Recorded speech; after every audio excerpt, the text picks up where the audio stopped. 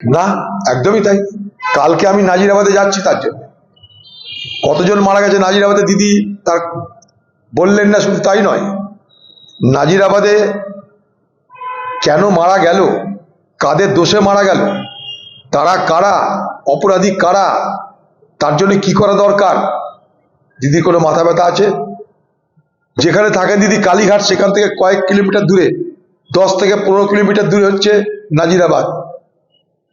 সেই নাজিরাবাদের মানুষগুলো আগুনে জ্বলে পুড়ে খাক হয়ে মারা গেল, দেহ নাই, অংশ নাই, কিছু নাই, ছাই হয়ে গেল, ছাই হয়ে গেল।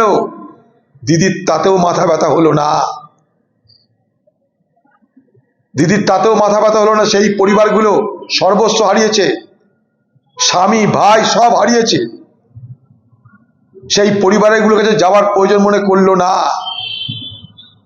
এবং আইন ভেঙে, নিয়ম ভেঙে তৃণমূলের লোকেরা, তৃণমূলের নেতারা পয়সা খেয়ে এই ধরনের গোডাউন করার লাইসেন্স দিচ্ছে, যেখানে দাহ্য পদার্থ ভর্তি হয়েছিল, অথচ তার বিপদ হলে সেখান থেকে আগুন নেবার কোনো ব্যবস্থা ছিল না। কোনো তদন্ত হলো? আমরা চাই বিচার বিভাগীয় তদন্ত। সমস্ত তৃণমূলের নেতারা এই অপরাধের সঙ্গে জড়িত আছে। বিনা তৃণমূলের নেতাই এই রকমের লাইসেন্স পাওয়া যায় না।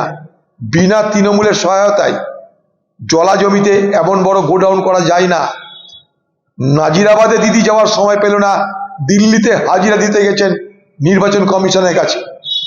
দিদি নাজিরাবাদে নাই, দিদি দিল্লিতে নির্বাচন কমিশনের কাছে হাজিরা দিতে গেছেন। দিদির এই বহুরূপী চাল বোঝার চেষ্টা করবেন। দিদির দরকার ভোট। নাজিরাবাদের মৃত পরিবারের কাছে গিয়ে ভোট হবে না, শুধু মরেই গেছে। আর এসআর কাণ্ডে লোক দেখিয়ে ভোট হবে, কারণ মানুষ এসআর কাণ্ড নিয়ে ঝামেলায় পড়ে আছে। দিদি জানে কিসে লাভ আর কিসে ক্ষতি। নাজিরাবাদে গেলে প্রশ্ন হবে তাকে, তোমার রাজ্যে কি করে এগুলো হলো? তোমার কি প্রশাসন কিছু দেখে না? তোমার দমকল মন্ত্রী 32 ঘন্টা পর সেখানে গেল, জামা কাপড় ধপধপে চকচকে করে,